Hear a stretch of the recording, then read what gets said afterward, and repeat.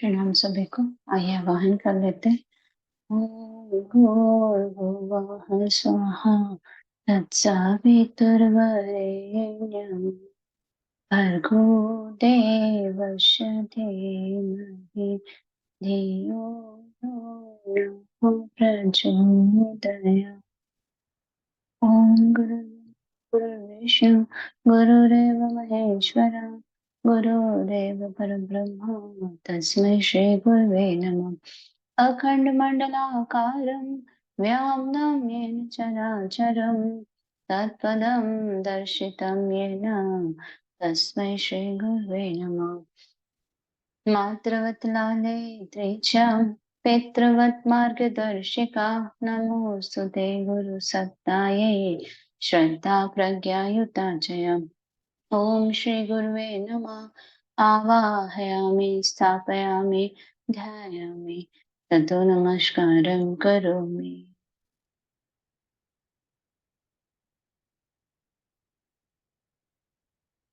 प्रणाम सभी को।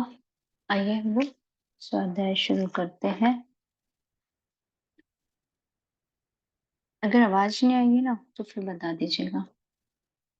ईश्वर दर्शन के लिए व्याकुलता। परिच्छेद 75।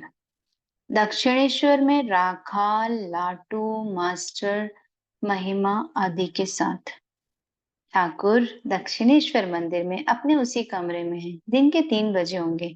आज शनिवार है, तारीख 2 फरवरी 1884। एक दिन श्री रामकृष्ण भावावेश में झाऊ तल्ले की ओर जा रहे थे। साथ में किसी के ना रहने के कारण रेलिंग के पास गिर गए। इससे उनके बाएं हाथ की हड्डी हट गई और गहरी चोट आ गई।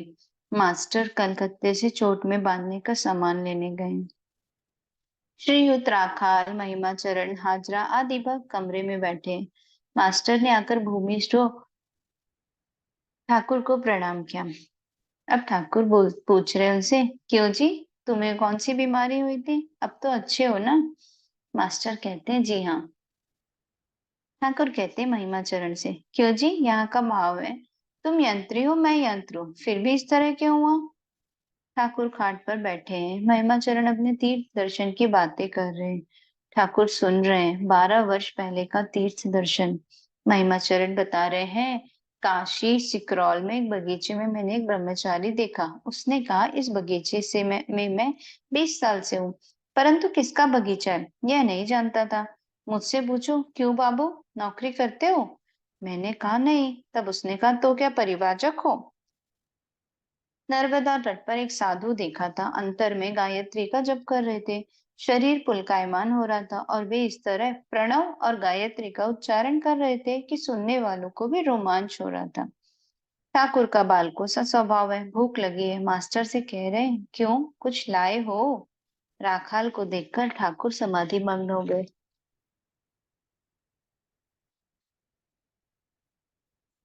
समाधि छूट रही है। प्रकृतिस्थ होने के लिए ठाकुर कह रहे हैं, मैं जलेबी खाऊंगा, मैं जल पीऊंगा। बाल स्वभाव श्री रामकृष्ण जगन माता से रोकर कह रहे हैं, ब्रह्ममयी, मुझे ऐसा क्यों कर दिया? मेरे हाथ में बड़ा दर्द हो रहा है। राखाल, महिमा चरण, हाजरा आदि के प्रति, मेरा दर्द अच्छा हो जाएगा ना? ठाकुर राखाल महिमा चरण उनसे पूछ रहे, मेरा दर्द अच्छा हो जाएगा ना? भक्तगण छोटे लड़के को जिस तरह लोग समझाते हैं उसी तरह कहने लगे, अच्छा क्यों ना होगा? ठाकुर राखाल से बोलते हैं, यद्यपि तू शरीर रक्षा के लिए, तथापि तेरा दोष नहीं, क्योंकि तू रहने पर भी रेलिंग तक तो जाता नहीं। ठाकुर फिर भावाविष्ट हो गए। भावावेश में कह रहे हैं, ओम ओम ओम। माँ, मैं क्या कह रहा हूँ? माँ, मुझे ब्रह्म ज्ञान देकर बेहोश ना करना। मैं तेरा बच्चा जो हूँ, डरता हूँ, मुझे माँ चाहिए। ब्रह्म ज्ञान को मेरा कोटि कोटि नमस्कार। वह जिसे देना हो उसे दे। आनंदमयी आनंदमयी। श्री रामकृष्ण उच्च स्वर से आनंदमयी आनंदमयी कहकर रो रहे हैं और कह रहे हैं, इसीलिए तो तुझे दुख है, इसीलिए तो मुझे दुख है कि तुम जैसी माँ के रहते मेरे जागते घर में चोरी हो जाए। ठाकुर फिर माँ से कह रहे हैं, माँ, मैंने क्या अन्याय किया है? क्या मैं कुछ करता हूँ माँ? तू ही तो सब कुछ करती है। मैं यंत्र हूँ, तू यंत्री। फिर राखाल से हंसते हुए कहते हैं, देखना तो कहीं गिर न जाना, अभिमानवश स्वयं को कहीं ठगना नहीं। ठाकुर माँ से फिर कह रहे हैं, माँ चोट लग जाने से मैं रोता हूँ। नहीं, मैं तो इसलिए रोता हूँ, वो तुम जैसी माँ के रहते मेरे जागते घर में चोरी हो। ईश्वर को किस प्रकार पुकारना चाहिए व्याकुल हो। ठाकुर बच्चे की तरह फिर हंस रहे हैं और बातचीत कर रहे हैं, जैसे बालक ज्यादा बीमार पड़ने पर भी कभी कभी हंसी खेल की ओर चला जाता है। श्री रामकृष्ण महिमा आदि भक्तों से बातचीत कर रहे हैं। ठाकुर बोलते हैं, सच्चिदानंद को प्राप्त नहीं किया तो कुछ न हुआ भाई। विवेक और वैराग्य के सदृश और दूसरी चीज नहीं है। संसारियों का अनुराग क्षणिक है, तभी तक है जब तक तपे हुए तवे पर पानी रहता है। कभी शायद एक फूल को देखकर कह दिया, आहा, ईश्वर की कैसी विचित्र सृष्टि है। व्याकुलता चाहिए। जब लड़का संपत्ति का अपना हिस्सा अलग कर देने के लिए अपने माँ बाप को परेशान करने लगता है, तब माँ बाप दोनों आपस में सलाह करके लड़के का हिस्सा तुरंत दे देते हैं। व्याकुल होने से ईश्वर जरूर सुनेंगे। जब उन्होंने हमें पैदा किया है, तब संपत्ति में हमारा भी हिस्सा है। वे अपने बाप अपनी माँ है, उन पर अपना जोर चल सकता है। हम उनसे कह सकते हैं, मुझे दर्शन दो, नहीं तो गले में छुरी मार दूंगा। किस तरह माँ को पुकारना चाहिए। ठाकुर बतला रहे हैं। ठाकुर बोलते हैं, मैं माँ को इस तरह पुकारता था, माँ आनंदमयी तुम्हें दर्शन देना होगा। फिर कभी कहता था, हे दीनानाथ जगन्नाथ, मैं जगत से अलग थोड़े ही हूँ। मैं ज्ञानहीन हूँ, भक्तिहीन हूँ, साधनहीन हूँ। मैं कुछ भी नहीं जानता, कृपा करके दर्शन देना होगा। ठाकुर अत्यंत करुण स्वर में गाने के ढंग पर बतला रहे हैं किस तरह उन्हें पुकारना चाहिए। वह करुण स्वर सुनकर भक्तों का हृदय द्रवीभूत हो रहा है। महिमा चरण की आंखों से धारा बह रही है। महिमा चरण को देखकर ठाकुर फिर कह रहे हैं, मन जिस तरह पुकारना चाहिए उसी तरह तुम पुकारो तो सही। फिर देखो कैसे श्यामा रह सकती है। सत सत विचार। कुछ भक्त शिवपुर से आए हैं। वे लोग अपनी इतनी दूर से कष्ट उठाकर आए हैं। श्री रामकृष्ण और अधिक चुप न रह सके, चुनी हुई बातें उनसे कह रहे हैं। ठाकुर कहते हैं शिवपुर के भक्तों से, ईश्वर ही सत्य है और सब अनित्य। बाबू और बगीचा, ईश्वर और उनका ऐश्वर्य, लोग बगीचा ही देख लेते हैं, पर बाबू को कितने लोग देखना चाहते हैं। भक्त, अच्छा फिर उपाय क्या है। ठाकुर, सत सत विचार, वे ही सत्य और सब अनित्य, इसका सर्वदा विचार करना और व्याकुल होकर उन्हें पुकारना। भक्त जी, समय कहाँ है। ठाकुर, जिन्हें समय है वे ध्यान भजन करेंगे। जो लोग बिल्कुल कुछ ना कर सके वे दोनों समय भक्ति पूर्वक 2 बार प्रणाम करें। तो वे भी तो अंतर्यामी है, वे समझते हैं कि ये क्या करते हैं। तुम्हें कितने ही काम है, तुम्हें पुकारने का समय नहीं तो उन्हें आम मुख्तारी दे दो। परंतु अगर उन्हें पा ना सके, उनके दर्शन ना कर सके तो कुछ ना हुआ। एक भक्त कहता है, आपको देखना और ईश्वर को देखना बराबर है। ठाकुर कहते हैं, यह बात अब फिर न कहो, गंगा की ही तरंग है, परंतु तरंगों की गंगा नहीं। मैं इतना बड़ा आदमी हूँ, मैं अमुक हूँ, यह सब अहंकार बिना गए उन्हें कोई पा नहीं सकता। मैं रूपी मेढ़ को भक्ति के आंसू से भिगोकर बराबर जमीन बना दो। संसार क्यों है, भोग के अंत में व्याकुलता तथा ईश्वर लाभ। भक्त पूछ रहे हैं, संसार में क्यों उन्होंने रखा है। ठाकुर कहते हैं, सृष्टि के लिए रखा है, उनकी इच्छा उनकी माया कामनी कांचन देकर उन्होंने रखा है। भक्त कह रहे हैं, क्यों भुलाकर रखा है, क्या उनकी ये इच्छा है। ठाकुर कहते हैं, वे अगर ईश्वरीय आनंद एक बार दे दें तो फिर संसार में ही ना रहे, फिर सृष्टि ही ना चले। चावल की आड़त में बड़ी बड़ी गोदामों में चावल रहता है, चावल का पता नहीं चूहों को न लग जाए, इस डर से दुकानदार गोदाम के सामने एक और गुड़ मिलाकर लावे रख देते हैं। मीठा लगने से चूहे रात भर वही खाते रहते हैं। चावल की खोज के लिए उतावले होते ही नहीं, परंतु देखो सेर भर चावल के 14 सेर लावे होते हैं। कामनी कंचन के आनंद से ईश्वर का आनंद कितना अधिक है। उनके स्वरूप का चिंतन करने से रंभा और तिलोत्तमा का रूप चिता की भस्म के समान जान पड़ता है।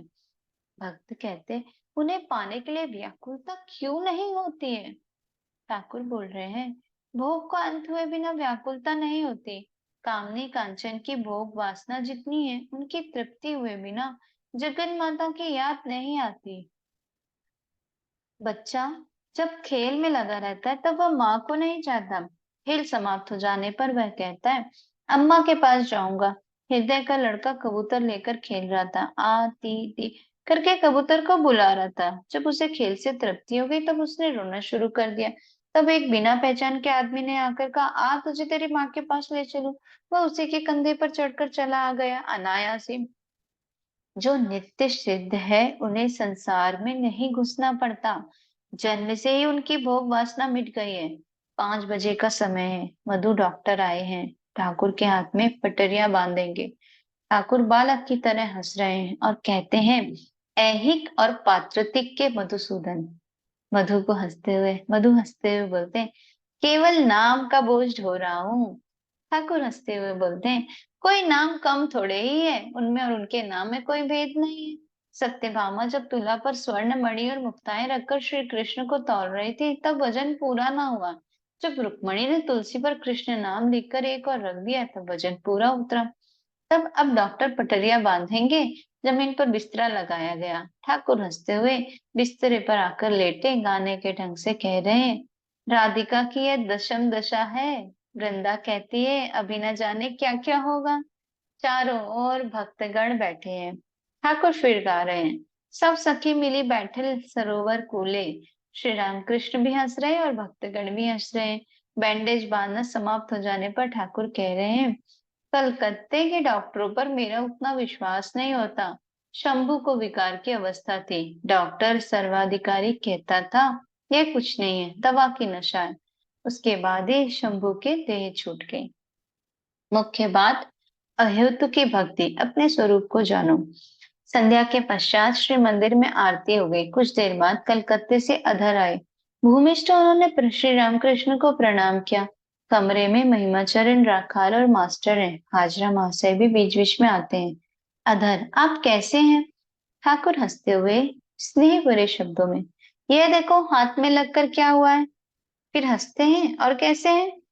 अधर जमीन पर भक्तों के साथ बैठे। ठाकुर उनसे कह रहे हैं, तुम एक बार इस पर हाथ तो फेर दो। अधर छोटी खाट के उत्तर ओर बैठकर श्री रामकृष्ण की चरण सेवा कर रहे हैं। श्री रामकृष्ण फिर महिमा चरण से बातचीत कर रहे हैं। ठाकुर महिमा चरण से कहते हैं, अहेतु की भक्ति तुम इसे अगर साध्य कर सको तो अच्छा हो। मुक्ति, मान, रुपया, रोग, अच्छा होना कुछ नहीं चाहता।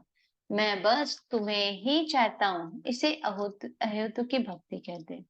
बाबू के पास कितने ही लोग आते हैं, अनेक कामनाएं करते हैं, परंतु यदि कोई ऐसा आदमी आता जो कुछ नहीं चाहता और केवल प्यार करने के लिए ही बाबू के पास आता है, तो बाबू भी उसे प्यार करते हैं। प्रहलाद की भक्ति अहेतुकी है। ईश्वर पर उनका शुद्ध और निष्काम प्यार है।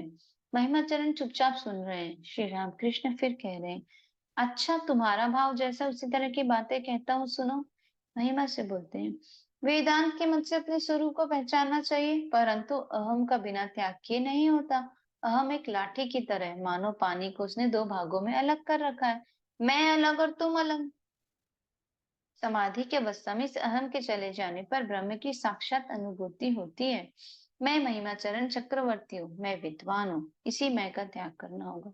विद्या के मैं में दोष नहीं है। शंकराचार्य ने लोगों को शिक्षा देने के लिए विद्या का मैं रखा था।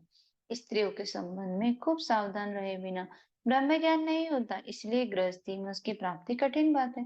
चाहे जितने बुद्धिमान क्यों न बनो, काजल की कोठरी में रहने से शाही जरूर लग जाएगी।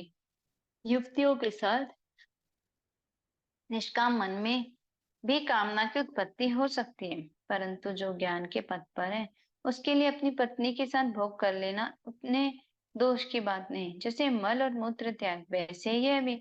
और जैसे सोच की बाद में हमें याद में नहीं रहती। छेने की मिठाई कभी खा ही ली? महिमाचरण हंसते हैं। सन्यासियों के कठिन नियम और श्री रामकृष्ण। सन्यासियों संसारियों के लिए भोग उतने दोष की बात नहीं, पर सन्यासियों के लिए इसमें बड़ा दोष है। सन्यासियों को स्त्रियों का चित्र भी न देखना चाहिए। सन्यासी के लिए स्त्री पर प्रसंग थूक कर चाटने के बराबर है। स्त्रियों के बीच में बैठकर सन्यासी को बातचीत न करनी चाहिए, चाहे स्त्री भक्ति क्यों ना हो। जितेंद्रिय होने पर भी वार्तालाप न करना चाहिए। सन्यासी कामनी कांचन दोनों का त्याग करें। जैसे स्त्रियों का चित्र उन्हें न देखना चाहिए, वैसे ही कांचन रुपया भी न छूना चाहिए। रुपया पास रहने से भी बुराई है। हिसाब किताब, दुश्चिंता, रुपये का अहंकार, लोगों पर क्रोध आदि रुपया रहने से ही होता है। सूर्य दिख पड़ता था, बादलों ने आकर उसे घेर लिया। इसीलिए तो मारवाड़ी ने जब हृदय के पास रुपए जमा करने की इच्छा प्रकट की, तब मैंने कहा यह बात ना होगी, रुपए पास रहने से ही बादल उठेंगे। सन्यासी के लिए ऐसा कठोर नियम क्यों है? उसके मंगल के लिए भी है और लोगों की शिक्षा के लिए भी। कि सन्यासी यद्यपि स्वयं निर्लिप्त हो, जितेंद्रिय हो, तथापि लोगों को शिक्षा देने के लिए उसे कामनी कांचन का इस तरह त्याग करना चाहिए। सन्यासी को 16 आना त्याग देखकर ही दूसरे लोगों का साहस होगा, तभी वे कामनी कंचन छोड़ने की चेष्टा करेंगे। त्याग की यह शिक्षा यदि सन्यासी न देगा तो कौन देगा? उन्हें प्राप्त कर लेने पर फिर संसार में रहा जा सकता है।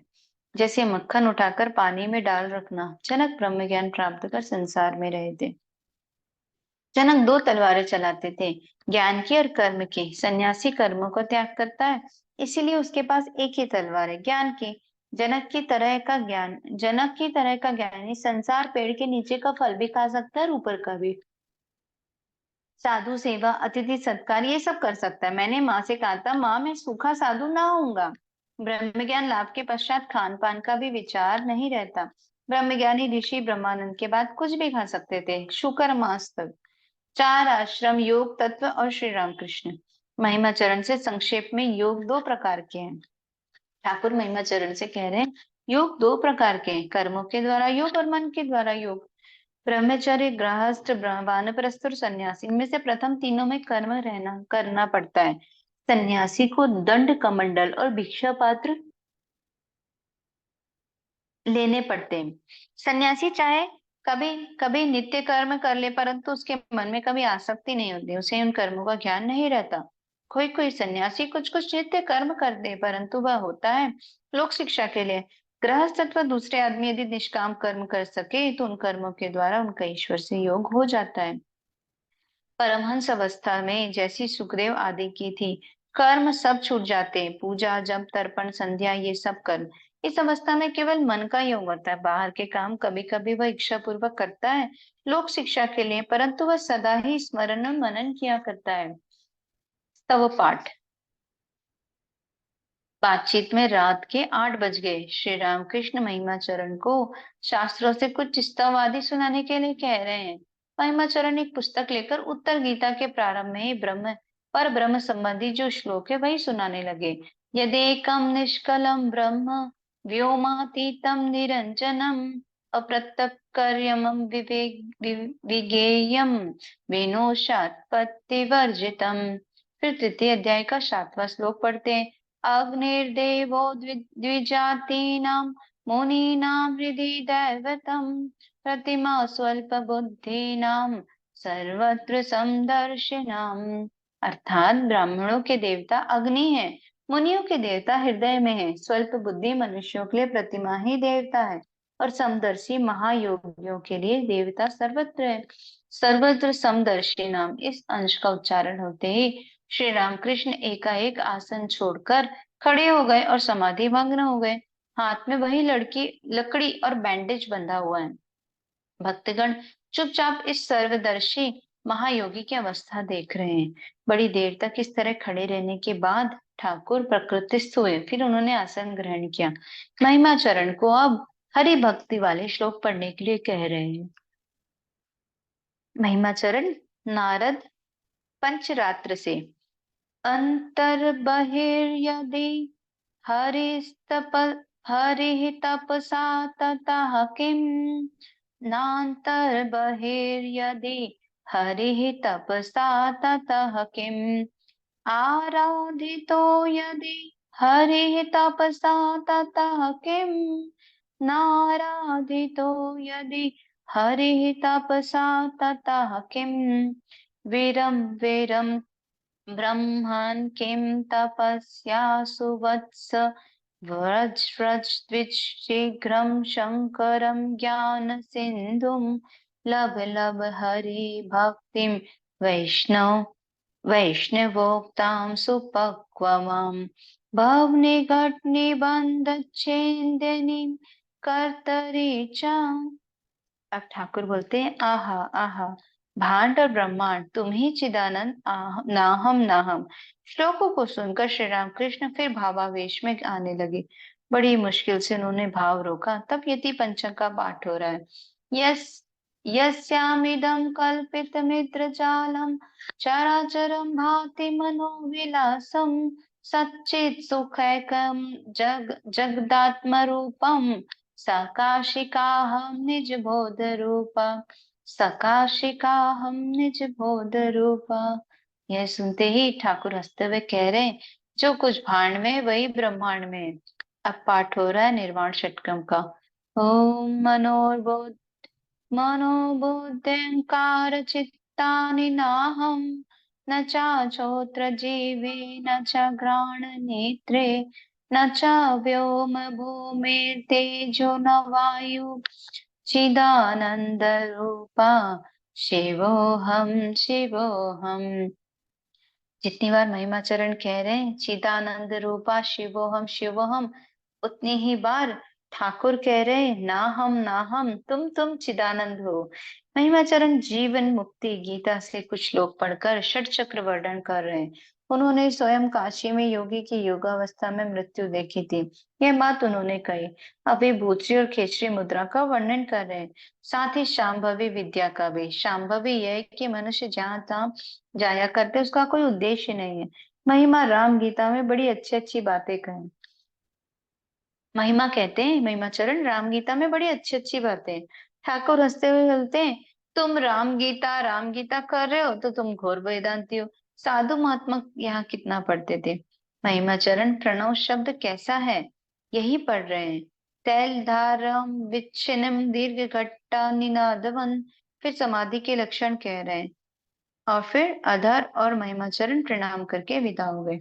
श्री रामकृष्ण की बालक जैसी अवस्था। दूसरे दिन रविवार है, 3 फरवरी 1884। दोपहर के भोजन के बाद ठाकुर अपने आसन पर बैठे हुए हैं। कलकत्ते से राम सुरेंद्र आदि भक्त उनके चोट लगने का हाल पाकर चिंतित हो आए हैं। मास्टर भी पास बैठे हैं। श्री रामकृष्ण के हाथ में लकड़ी बंधी हुई है। भक्तों के साथ बातचीत कर रहे हैं। ठाकुर भक्तों से ऐसी अवस्था में माने रखा है कि छिपाने की मजाल नहीं। बालक जैसी अवस्था। राखाल मेरी अवस्था नहीं समझता, कहीं कोई देखकर निंदा न करे इसलिए टूटे हाथ को कपड़े से छिपा देता है। मधु डॉक्टर को अलग ले जाकर सब बातें कह रहा था। तब चिल्लाकर मैंने कहा, कहाँ हो मधुसूदन, देखो आकर मेरा हाथ टूट गया है। मथुर बाबू और उसकी पत्नी जिस घर में सोते थे उसी में मैं भी सोता था। वे ठीक बच्चे के समान मेरी देखभाल करते थे। तब मेरी उन्माद अवस्था थी। मधुर बाबू कहते थे, बाबा क्या हम लोगों की कोई बातचीत तुम्हारे कान तक पहुंचती है? मैं कहता था, हाँ पहुंचती है। मथुर बाबू की पत्नी ने उन पर संदेह करके कहा था, अगर कहीं जाना तो भट्टाचार्य महाशय को साथ ले जाना। वे एक जगह गए, मुझे मकान में नीचे बैठा दिया। फिर आधे घंटे बाद आकर कहा, चलो बाबा चले, गाड़ी पर बैठो चलकर। घर आकर उनकी पत्नी ने पूछा तो मैंने ठीक यही बातें सब बातें सुना दी। मैंने कहा, सुनो, एक मकान में हम लोग गए थे, उन्होंने मुझे नीचे बैठा दिया था, आप ऊपर गए थे। आध घंटे के बाद आकर कहा, चलो बाबा चले। उनकी पत्नी ने इससे जो कुछ समझना था समझ लिया। मथुर का एक हिस्सेदार यहाँ के पेड़ों के फल और गोभियां गाड़ी में लादकर घर भेज देता था। दूसरे हिस्सेदारों ने जब पूछा तब मैंने यही बात बता दी। परिच्छेद 76। ईश्वर ही एकमात्र सत्य है। दक्षिणेश्वर मंदिर में राखाल, मास्टर, मणिलाल आदि के साथ। श्री रामकृष्ण भोजन के दोपहर के भोजन के बाद कुछ विश्राम कर रहे हैं। जमीन पर मणि मल्लिक बैठे हैं। श्री रामकृष्ण के हाथ में अब भी तख्ती बंधी हुई है। मास्टर आकर प्रणाम करके जमीन पर बैठ गए। आज रविवार है, दिनांक 24 फरवरी 1884। ठाकुर मास्टर से किस तरह आए? मास्टर जी आलम बाजार तक किराए की गाड़ी पर आए, वहां से पैदल। मणिलाल, ओह बिल्कुल पसीने पसीने हो गए। ठाकुर हंसते हुए बोलते हैं, इसलिए सोचता हूँ कि मेरे सब अनुभव सिर्फ मस्तिष्क के ही ख्याल नहीं। नहीं तो ये सब इतने इंग्लिश मैन, अंग्रेजी पढ़े लिखे लोग इतनी तकलीफ करके क्यों आते हैं? ठाकुर अपने स्वास्थ्य के बारे में बोल रहे हैं। हाथ टूटने की बात हो रही है। ठाकुर बोलते हैं, मैं इसके लिए कभी कभी अधीर हो जाता हूँ। इसे दिखाता हूँ, फिर उसे दिखाता हूँ और पूछता हूँ, क्यों जी, क्या ये अच्छा हो जाएगा? राखाल चिढ़ता है, मेरी अवस्था समझता तो है नहीं। कभी कभी दिल में आता है यहाँ से जाए तो चला जाए, परंतु फिर माँ से कहता हूँ, माँ कहाँ जाएगा, कहाँ जलने मरने जाए। मेरी बालक जैसी अवस्था मेरी बालक जैसी अधीर अवस्था आज नई थोड़े ही है। मथुर बाबू को नाड़ी दिखाता था, पूछता था, क्यों जी, मुझे कोई बीमारी हो गई है? अच्छा, तो फिर ईश्वर पर निष्ठा कहाँ रही? जब मैं उस देश को जा रहा था, तब बैलगाड़ी के पास डाकुओं की तरह लाठी लिए हुए कुछ आदमी आए। मैं देवताओं के नाम लेने लगा, परंतु कभी कहता था राम राम, कभी दुर्गा, कभी ओम तत्सत। इसलिए कि किसी के नाम का असर तो इन डाकुओं पर पड़ेगा ही। मास्टर से बोलते हैं, अच्छा, मुझ में इतनी अधीरता क्यों है? मास्टर, आप सदा ही समाधिस्थ हैं, भक्तों के लिए सिर्फ थोड़ा सा मन शरीर पर रखा है, इसलिए शरीर रक्षा के निमित्त कभी कभी अधीर होते हैं। ठाकुर बोलते हैं, हाँ, थोड़ा सा मन शरीर पर है, भक्ति और भक्तों को लेकर रहने के लिए। मणिलाल मल्लिक प्रदर्शनी की बात कर रहे हैं। यशोदा कृष्ण को गोद में लिए हुए, बड़ी सुंदर मूर्ति है। सुनकर श्री राम कृष्ण की आंखों में आंसू आ गए। उस वात्सल्य रस की प्रतिमा यशोदा की बात सुनकर श्री राम कृष्ण की उद्दीपना होने लगी, रो रहे हैं। मणिलाल, आपका जी अच्छा नहीं, नहीं तो आप भी एक बार जाकर देखाते किले के मैदान की प्रदर्शनी। ठाकुर मास्टर आदि से, मैं जाऊं तो भी सब कुछ मुझे देखने को ना मिलेगा। कोई एक चीज देखने से मैं बेहोश हो जाऊंगा और चीजें फिर देखने को रह जाएंगी। चिड़िया खाना दिखाने के लिए ले गए थे, सिंह देखकर ही समाधि हो गई।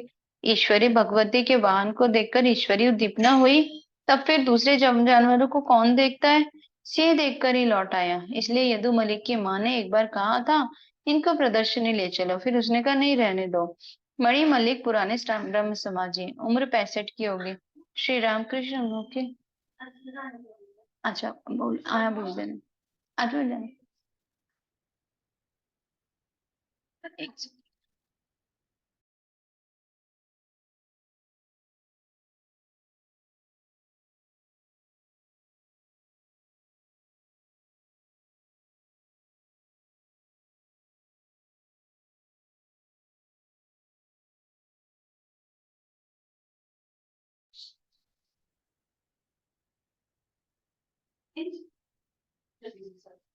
फिर उसने कहा नहीं, रहने दो। मणि मलिक पुराने ब्रह्म समाजी, उम्र 65 के हो गए। ठाकुर उन्हीं के भाव में बातचीत करते हुए उपदेश दे रहे हैं। ठाकुर उदार था, जाकर मैंने देखा, उसका भाव बड़ा अच्छा है। लड़के बूट पहने हुए थे। उसने खुद कहा, मैं काशी जाऊंगा। जो कुछ कहा, अंत में वही क्या, काशी में रहा और उसकी देह भी वहीं छूटी। उम्र होने पर इस तरह चले जाकर ईश्वर चिंतन करना अच्छा है, क्यों? मणिलाल, जी हाँ, संसार की अड़चनों से जी ऊब जाता है। ठाकुर कहते हैं, गौरी फूल जल देकर अपनी स्त्री की पूजा करता था। सभी स्त्रियां भगवती की एक एक मूर्ति हैं। मणिलाल से, अपनी यह बात जरा इन लोगों से भी तो कहो। मणिलाल हंसते हुए, नाव पर चढ़कर कुछ लोग गंगा पार कर रहे थे। उनमें एक पंडित अपने विद्या का खूब परिचय दे रहा था। मैंने अनेक शास्त्र पढ़े हैं, वेद, वेदांत, षट दर्शन। एक से उसने पूछा, वेदांत क्या है, जानते हो? उसने कहा, जी नहीं। फिर तुम सांख्य पतंजलि जानते हो? उसने कहा, जी नहीं। दर्शन आदि कुछ भी नहीं पढ़ा? जी नहीं। पंडित जी बड़े गर्व से बातचीत कर रहे हैं, दूसरा चुपचाप बैठा है कि इतने में जोरों की आंधी आई। नाव डूबने लगी। उस आदमी ने पूछा, पंडित जी, आप तैरना जानते हैं? पंडित जी ने कहा, नहीं। उसने कहा, मैंने दर्शन फर्शन तो नहीं पढ़ा, पर मैं तैरना जानता हूँ। प्रणाम सभी को। आज यही तक पढ़ते हैं, इसके आगे कल पढ़ेंगे। शांति पाठ। ओ असतो मा सद्गमया तमसो मा ज्योतिर्गमया मृत्युर्मा अमृतं गमय। ॐ शान्ति शान्ति शान्तिः। सर्वारिष्ट शान्तिर्भवतु। प्रणाम सभी को।